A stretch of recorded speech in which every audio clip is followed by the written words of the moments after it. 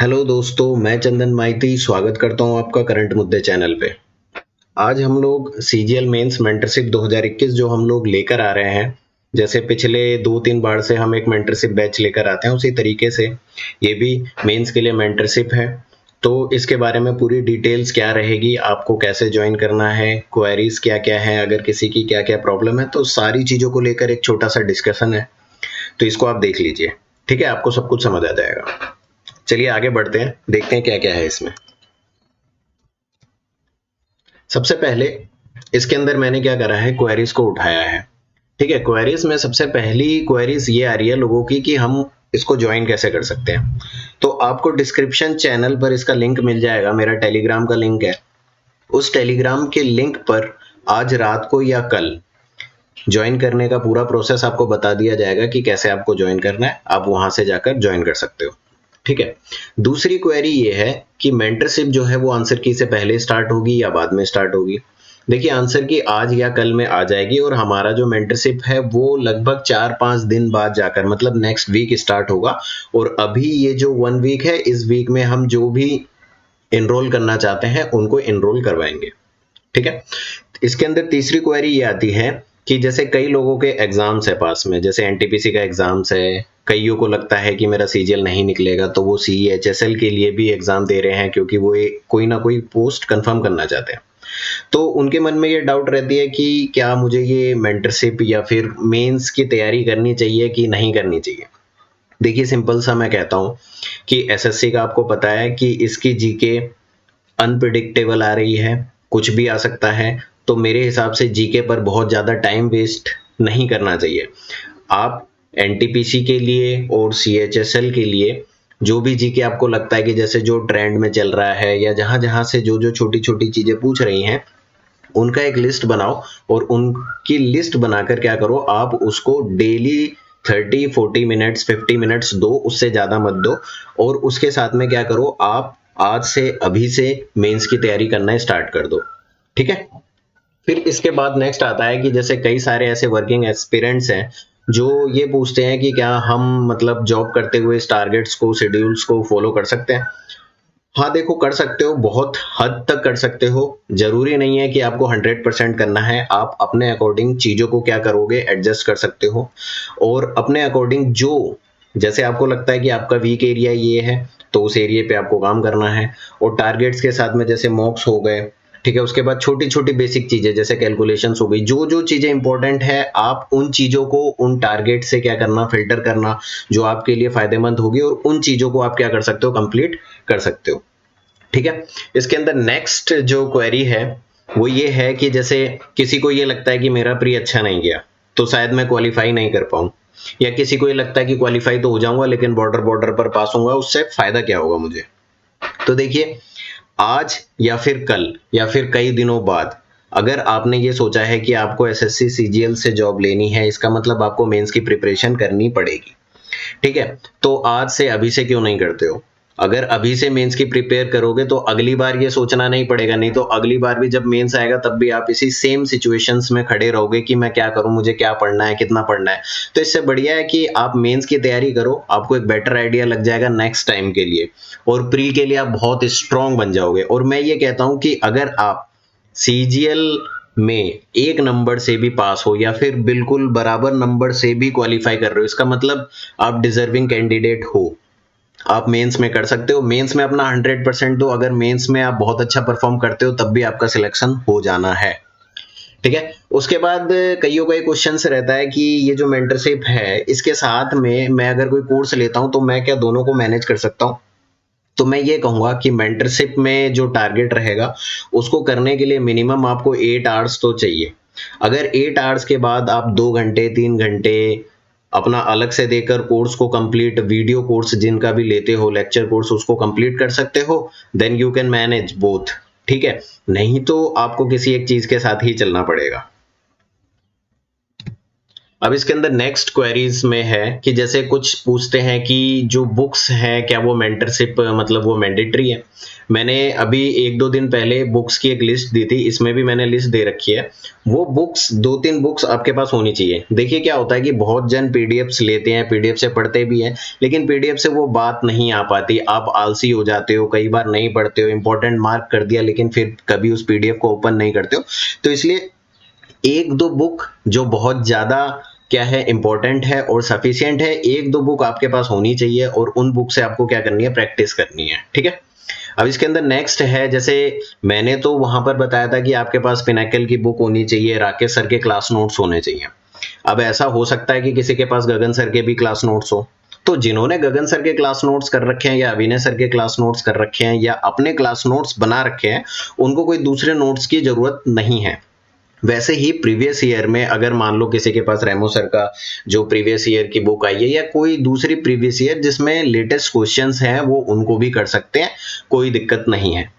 अब इसके बाद क्या है कि कुछ बच्चे ऐसे हैं जो कह रहे हैं कि मेरा एनटीपीसी का एग्जाम है पास में, तो मैं एनटीपीसी का एग्जाम देकर फिर ज्वाइन करना चाहूंगा। तो देखिए ये तो चालू हो जाएगा, ठीक है। उसके बाद कुछ दिनों तक ये ओपन रहेगा, उसके बाद हम बंद कर देंगे। तो आप बाद में अगर आओ तो इससे ये रहेगा कि आपका शेड्यूल थोड़ा पीछे रहेगा, और बहुत ज्यादा बाद आओगे तो आप इनरोल नहीं कर सकते हो। ये मान लो कि 1 हफ्ते 7 दिन 8 दिन तक ही ओपन हम रखेंगे, ठीक है। अब इसके बाद क्या है, ग्रुप के बारे में बताते हैं कि ये जो मेंटरशिप है इसमें हम क्या क्या करते हैं, ये किस तरीके से रन करेगा, कैसे रन करता है। देखिए सबसे पहली बात, इसमें गाइडेंस के लिए पहले मैं ये अकेले करता था, लेकिन अभी मेरे साथ टॉपर्स हैं जो हमारे ग्रुप से तैयार हुए हैं, काफी अच्छे अच्छे स्कोरर्स हैं। और अगर आप हमारे पब्लिक ग्रुप में होंगे तो आप कईयों को जानते भी होंगे, इनमें से फेमस पर्सनैलिटी हैं कुछ, ठीक है, जो आपको क्या करेंगे, गाइड करेंगे। तो इसमें क्या रहेगा, एक तो जैसे आपको पता है कि डेली टारगेट्स रहते हैं, एक फुल टारगेट आपका डे के हिसाब से बनाया जाएगा और आपको क्या करना है, उसको कंप्लीट करना है, जिसके अंदर मॉक्स भी रहेंगे। आपको पढ़ना क्या है, कहाँ से पढ़ना है, कितना पढ़ना है, कौन सा चैप्टर करना है, कैलकुलेशंस करनी है, सब चीज हम क्या करेंगे उस टारगेट्स के अंदर इंक्लूड करेंगे। ऐसा रहेगा कि आपको अलग से कुछ नहीं सोचना कि यार मेरा तो ये रह गया, मेरा तो वो रह गया। आप देखोगे टारगेट्स होते जाएंगे और वो सारी चीजें अपने आप क्या होंगी, टारगेट्स में एक बाय एक मतलब एक एक करके क्या होंगी, आती जाएंगी, ठीक है। तो इसमें मैंने बता ही दिया, मॉक टारगेट्स रहेंगे, मॉक दोगे आप, मॉक देने के बाद आपके जो डाउट्स रहेंगे उनका डिस्कशन होगा, ठीक है। हर एक मॉक का प्रॉपर्ली रैंक शीट आएगा और properly time to time rank sheet आएगा, ठीक, जिसमें आपकी रैंक बताई जाएगी कि जो टोटल स्टूडेंट्स हैं हमारे उसमें आपकी रैंक क्या आ रही है। प्रीवियस ईयर के टारगेट्स रहेंगे जैसे रहते हैं, क्योंकि प्रीवियस ईयर सबसे जरूरी चीज है। हम बहुत ज्यादा एक्स्ट्रा क्वेश्चंस या बहुत ज्यादा हार्ड क्वेश्चंस वगैरह कुछ भी नहीं करवाने वाले हैं, हम वो कराएंगे जो रिलेवेंट है, ठीक है, जिसके बेस पे एग्जाम होते हैं, ठीक। तो ऑफलाइन प्रीवियस ईयर के भी टारगेट्स उसके अंदर रहेंगे। और ऐसा नहीं होगा कि ग्रुप में पीडीएफ से भर देंगे कि ये पीडीएफ कर लो, वो पीडीएफ कर लो, नहीं। पीडीएफ बिल्कुल मान लो आएगी ही नहीं। कुछ लिमिटेड पीडीएफ्स जो हमें लगेगा कि हाँ ये करना बहुत जरूरी है या ये आपको देखनी चाहिए, बस वही पीडीएफ्स आपको प्रोवाइड करी जाएंगी। क्योंकि जब आपके पास बहुत ज्यादा सोर्स होता है तो आप भटकते हो, इसलिए आपके सोर्स को बहुत ज्यादा लिमिटेड किया जाएगा और वही दिया जाएगा जो रेलेवेंट है, ठीक है। इसके बाद डेली क्विज रहेंगे। डेली क्विज जैसे होते हैं इंग्लिश के क्विजेस रहेंगे कि आप रात को एक टाइम फिक्स कर दिया जाता है, उसके अंदर क्या होगा कि आप आओ, 10 से 15 मिनट का क्विज सेशन रहता है, उसमें क्विज आपको अटेम्प्ट करने हैं, और भी छोटी छोटी चीजें हम इंक्लूड करेंगे उस क्विज में, ठीक है। उसके बाद आपके जो भी डाउट्स होंगे उसका बेस्ट से बेस्ट सॉल्यूशंस जो आपको सही लगेगा देने की कोशिश करेंगे। और वो डाउट्स कुछ भी हो सकते हैं, आपके क्वेश्चंस भी हो सकते हैं, मैथ्स के, इंग्लिश के, आपकी स्ट्रेटजी में कोई दिक्कत है या आपका टाइम नहीं बच रहा है, इन सभी से रिलेटेड जो भी डाउट्स होंगे उनका सॉल्यूशंस देने की पूरी कोशिश की जाएगी, ठीक है। अब इसके अंदर नेक्स्ट है, जैसे बुक की मैंने लिस्ट अपने चैनल पर दे दी थी, मैं एक और बार बता देता हूं। जैसे क्वांट के लिए आपको क्या करना है, क्वांट का अगर आपके पास कोई बेसिक नोट्स नहीं है, किसी का मतलब कुछ भी नहीं है आपके पास अगर, तो आप राकेश सर की क्लास नोट्स खरीद दोगे, उसको फॉलो करोगे। अगर किसी के पास गगन सर की है या फिर किसी के पास किसी दूसरे की है तो उनको कर सकते हो आप, कोई दिक्कत नहीं है, ठीक है। बस आपके पास एक नोट्स होना चाहिए लास्ट टाइम रिवीजन के लिए। एक पिनकल की प्रीवियस ईयर होनी चाहिए। अगर किसी के पास रेमो सर या दूसरी कोई प्रीवियस ईयर है लेटेस्ट तो वो आप कर सकते हो। एक हमारी डेली मॉर्निंग पीडीएफ होती है, जिसके अंदर क्या होता है कि सारे टेबल्स हो गए, स्क्वायर्स हो गए, ट्रिपलेट्स हो गए, मतलब वो इंपॉर्टेंट चीजें जो क्वांट में आपकी स्पीड को बढ़ाएगी, वो उसकी एक पीडीएफ हमने बना रखी है। तो वो आपको टेलीग्राम चैनल पर मिल जाएगी, वहां से जाकर आप डाउनलोड कर लेना। क्यों? क्योंकि उसको क्या है कि रोज आपको करना पड़ेगा, तभी आपकी स्पीड क्या होगी, धीरे धीरे इंप्रूव करेगी। अब इंग्लिश के लिए क्या है, एक प्लिंथ टू पैरामाउंट काफी फेमस बुक है नीतू मैडम की, वो आपको ले लेनी है। ब्लैक बुक आपको लेनी है वो कैब के लिए, वन वर्ड सब्सटीट्यूशंस वगैरह के लिए, और एक पिनाकल की प्रीवियस ईयर लेनी है, ठीक है, जो कि चैप्टर वाइज होगी। चलिए नेक्स्ट देखते हैं। अब इसके अंदर मॉक्स क्या क्या रहेंगे। मॉक, एक तो टेक्स्ट बुक का मॉक रहेगा, एक सुपर मॉक का मॉक रहेगा। शुरू में हम इन दोनों मॉक को एक साथ चलाएंगे, कुछ दिनों बाद में ग्रेडअप या ओलीवॉर्ड में से किसी एक मॉक को ऐड किया जाएगा। अगर दोनों की रिलेवेंसी रहेगी तो दोनों मॉक को ऐड किया जाएगा टारगेट के हिसाब से।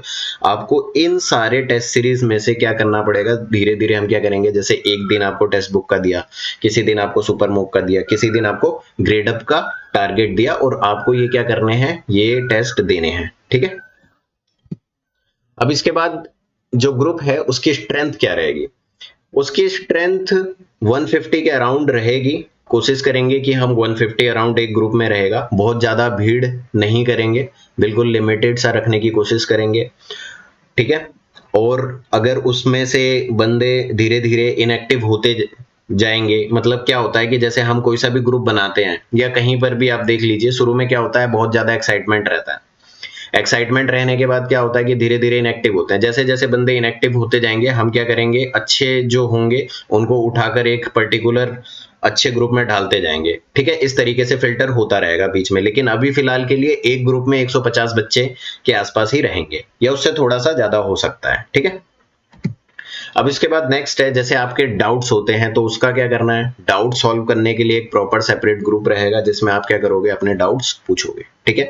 वहां पे टॉपर्स रहेंगे, वो आपके डाउट को सॉल्व करेंगे और आपको क्या करेंगे, बेस्ट अप्रोच बताएंगे कि इस क्वेश्चन को इस तरीके से करने पर जल्दी सॉल्यूशन होता है, या इसका ये बेस्ट अप्रोच है।